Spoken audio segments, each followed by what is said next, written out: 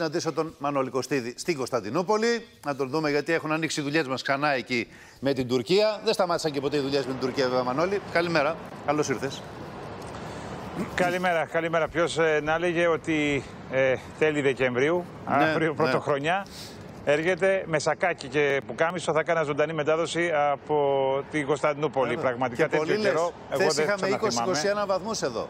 Άνοιξη κανονική. Εσείς εδώ έχουμε 16, εγώ δεν το καταλαβαίνω. Έχω βάλει το κουφανάκι εδώ κάτω, το έχω κρεμάσει και πηγαίνω με σακάκι και πουκάμισο και γραβατούλα και εμφανίζομαι στους τηλεθεατές. Εντάξει.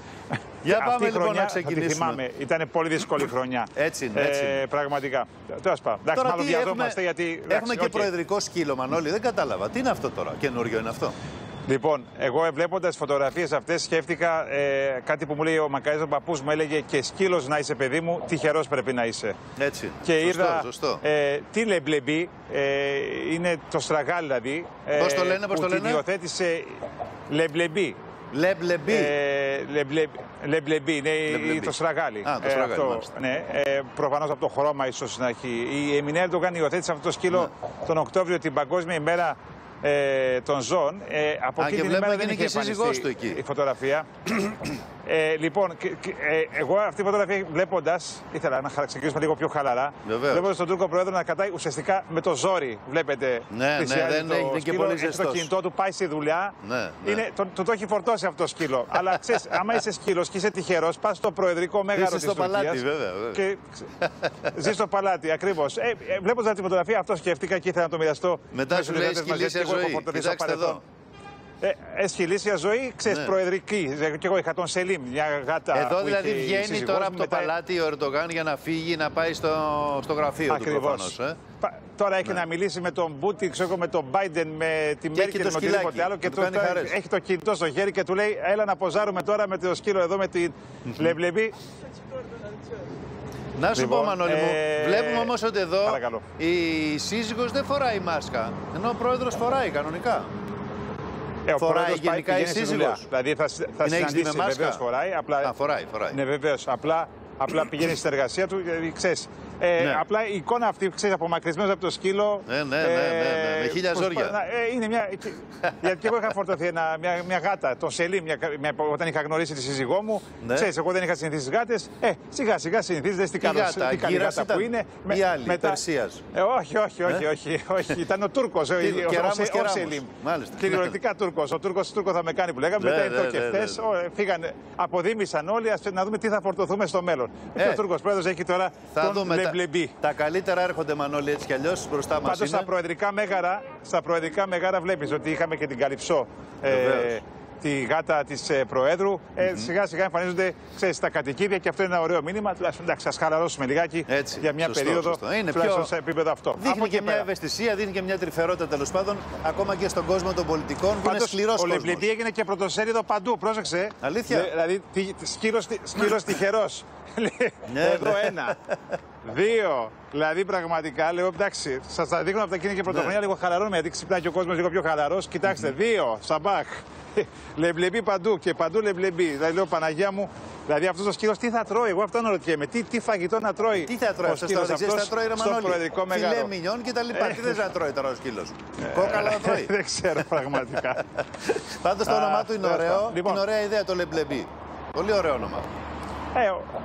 Όντως είναι ωραία ιδέα.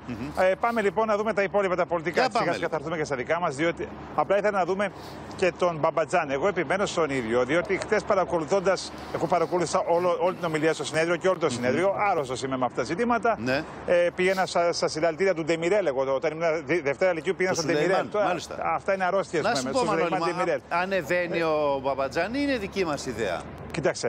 Κοιτάξτε.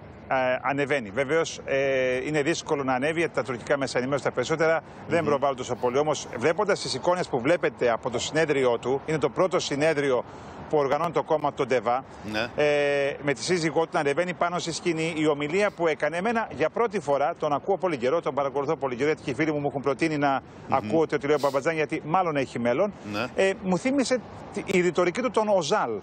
Συντηρητικός, υπουργός οικονομικών του Σουλεϊμάν Ντεμιρέλ, δεκαετία του 79-88 και ο Μπαμπατζάν, υπουργός οικονομικών του Ερντογάν, ο πιο επιτυχημένος υπουργός οικονομικών και υπουργός εξωτερικών και αντιπρόεδρος της κυβέρνησης, τώρα έχει ιδρύσει δικό του κόμμα και αυτή η εικόνα με τη σύζυγό του, μοντέρνα σύζυγό, φορές τη μαντήλα αργότερα. Είναι δυτική εικόνα αυτή, όπως τη βλέπουμε. Νέο ζευγάρι.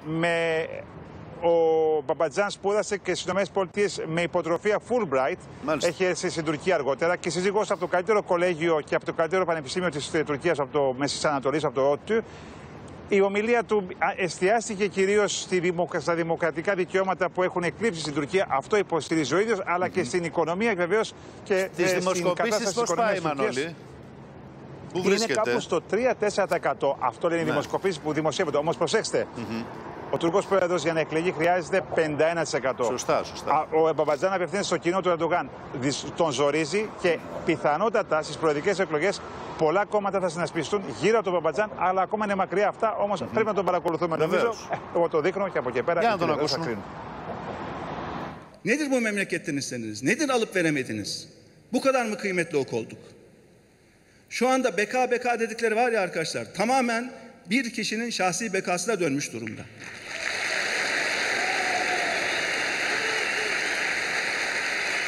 Memleketin bekasını inanın düşüren yok. Memleketin bekasını düşüren 2 yılda bu ülkenin hazinesinin borcunu 2'ye katlamaz. Özgürlükler maalesef yerle bir ülkemizde. Medya her gün daha da fazla susturuluyor. Ekranlar karartılıyor. Gazeteciler tutuklanıyor. İşte son örnek. Τον χτυπάει εκεί που πονάει, Μανώλη, έτσι. Στις ατομικές ελευθερίες, στα δικαιώματα, στην ελευθερία του τύπου, του λόγου, στην οικονομία. Βέβαια, που είναι και το αντικείμενό του ούτως ή άλλως. Η οικονομία ανεβάζει και κατεβάζει κυβερνήσεις και στην Τουρκία. Με οικονομία ισχυροποιήθηκε ο Τούρκος πρόεδρος και τώρα το αδύναμο σημείο του είναι η οικονομία. Θα δούμε τώρα τι θα γίνει. Όμως έτσι είναι η οικονομία, αλλά από την άλλη βεβαίως υπάρχουν και τα ζητήματα που αφορούν τα ελληνοτουρκικά. Και χθες, ακούγοντας τον Χουλουσί Ακάρ, πραγματικά μου κάνει μεγάλη εντύπωση η δήλωσή του, καθώς εκτός από την στρατιωτικοποίηση νησιών που κάθε φορά έχουμε ακούσει να ενοχλούνται οι Τούρκοι, αυτή τη φορά ενοχλήθηκε ο Τούρκος πρόεδρος και από τις επισκέψεις Ελλήνων αξιωματούχων στα ελληνικά νησιά. Το έχουμε ακούσει ξανά τον Αύγουστο στο Καστελόριζο, όπου είχε πάει η κυρία Σακελαροπούλου και από απέναντι ο Ακάρη λέγε: μα γιατί έρχεται συνέχεια εδώ, υπάρχουν και άλλα νησιά. Ναι, αλλά τώρα χρησιμοποίησε και υβριστικούς χαρακτηρισμούς. Έκανε εντύπωση, Μανώλη, η γλώσσα αυτή. Δεν είναι και πολύ διπλωματική γλώσσα. Ούτε πολιτική γλώσσα. Δεν είναι για διερευνητικές επαφές. Ακριβώς. Δηλαδή δεν είναι μια γλώσσα που ετοιμάζονται δύο χώρες να κάνουν διερευνητικές επαφές. Έτσι. Η Ελλάδα, λέει ο Ακάρ, παραβιάζει τους διεθνείς κανονισμούς και στρατιωτικοποιεί 16 νησιά τα οποία θα πρέπει να είναι σε καθεστώς αποστατικοποίησης. Μάλιστα. Τι λογική είναι αυτή? Σαν να μην φτάνει αυτό, για να τα ενισχύσουν, πάνε και έρχονται σε αυτά και τα επισκέπτονται. Αυτό δεν είναι πρόκληση ή παρενόχληση. Δηλαδή θεωρεί πρόκληση την επίσκεψη Ελλήνων αξιωματούχων, αλλά από εκεί πέρα βλακώδη χαρακτηρίζει και εγωιστικά τα αιτήματα της Ελλάδος από την Ευρωπαϊκή Ένωση για να επιβληθούν κυρώσεις στην Τουρκία. Ας δούμε τις δηλώσεις του. Bunların hepsine biz evet diyoruz. Yunan tarafı hiçbirine gelmiyor. İşte bu neden? Çünkü çekiniyorlar, korkuyorlar. Neden korkuyorlar? Haklı değiller. Haklı değiller. Gece gündüz Türkiye'yi tahrik, Türkiye'deki efendim gerilimi artırmak için ellerinden gelen gayreti gösteriyorlar. Niçin? Niye? Çünkü bunlar kendisine değil, dayandıklarına güveniyorlar. Arkalarında kim varsa onlara güveniyorlar. Fakat o güvendikleri dağlarda biliyorsunuz kar yağdı.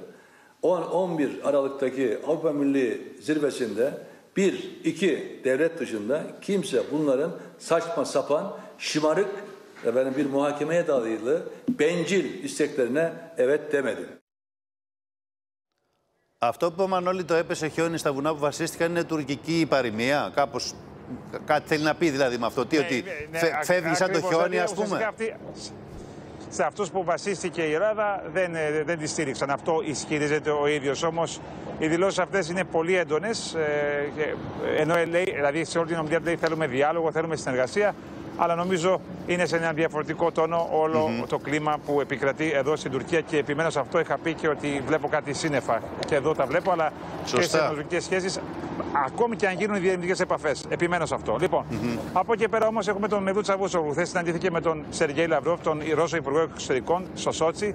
Εκεί βεβαίως ο ένας τον άλλον τι καλές σχέσεις που έχουμε, τι ωραίες σχέσεις που έχουμε. Περίσσευσαν τα καλά λόγια. Ο Βλαδίμηρος Πούτιν, το λέω πάντα. Ναι, και βεβαίως ο Τσαβούσογλου επιτέθηκε στις ΗΠΑ και είπε ότι οι κυρώσεις που επιβλήθηκαν είναι παράνομες. Δηλαδή, μιλάμε για τα ιστορικά ζητήματα των ΗΠΑ και λέει ότι είναι παράνομες. Υποστήριξε το Ιράν και τη Ρωσία και είπε ότι και αυτές οι κυρώσεις είναι παράνομες. Ο Τσαβούσογλου, δηλαδή ουσιαστικά η Τουρκία στηρίζει Ιράν, Ρωσία, βλέπουμε το τόξο. Μάλιστα. Ανακοίνωσε ότι θα προμηθευτεί το ρωσικό εμβόλιο Sputnik, δηλαδή εμένα η πιθανότητά μου να κάνω εμβόλιο είναι η κινέζικο εμβόλιο. Ή ρωσικό, εδώ, βέβαια. Ή ρωσικό, ναι, πολύ καλά. Εκτός αν έρθει στην Ελλάδα. Η Τουρκία δεν έχει ανακοινώσει. Αν έρθει εδώ θα κάνει το δικό μας. Και αυτό θα δούμε. Το ευρωπαϊκό. Ναι, εννοείται. Οτιδήποτε. Θα δούμε όταν είναι η σειρά στο, πούμε, να έρθει στην Ελλάδα. Εσύ αργείς, είσαι μικρός. Δεν ξέρω που, ακόμα αργό. Αλλά τέλος πάντων, δηλαδή, όταν προμηθεύεται κινέζικο και ρώσικο και από εκεί πέρα δεν προμηθεύεται ευρωπαϊκό. Εσύ θα το έκανες το ορθόδοξο, το χριστιανικό εμβόλιο, το ρώσικο? Εγώ αυτό όχι. Καλά το αποφύγεις, Όχι. Το κινέζικο ναι, όχι. Κοίταξε να δεις, είναι ο μεγαλύτερος εχθρός της Ορθοδοξίας, του Οικουμενικού Πατριαρχείου, ο Βλαδίμηρος Πούτιν και ο Πατριάρχης Μόσχας. Διάβαζα τη συνέντευξη του εκπροσώπου του Πατριαρχείου και έλεγε αμφισβητούν κάποιοι την οικουμενικότητα του Οικουμενικού Πατριάρχη Βαρθολομαίου. Εντάξει, εκεί σηκώνω ψηλά τα χέρια. Και μιλάμε για τον Ρώσο Χριστιανό Ορθόδοξο Πούτιν που χτίζει τον πυρηνικό σταθμό, δίνει S-400 και βλέπουμε τον Σεργέη Λαυρόβ να λέει τα καλύτερα λόγια για την Τουρκία. Καλά κάνουν οι δύο οι χώρες τις σχέσεις τους. Έχουν το ρωσικό εμβόλιο μακριά από εμάς. Και το εμβόλιο και ο τρόπος της Ορθοδοξίας τους. Μάλιστα, Μανώλη. Λοιπόν, Μανώλη, μένεις κοντά μας. Θα δούμε το μεταξύ, πριν πάμε και στην κουβέντα που έχουμε με τον κύριο Χατζηβασιλείου, θα δούμε τον παράζ παραβιάσεων και παραβάσεων που είχαμε χθες, Μανώλη. 45 τον αριθμό, από 4 τουρκικά F-16, τα 2 από αυτά ήταν οπλισμένα, μεταξύ τους υπήρχαν και 3 CN-235. Είχαμε λοιπόν 6 παραβάσεις, 45 παραβιάσεις και 2 εμπλοκές στο βορειοανατολικό κεντρικό Αιγαίο και στο νοτιοανατολικό Αιγαίο, κάτι που ανέβασε για μία ακόμη φορά την ένταση στην περιοχή.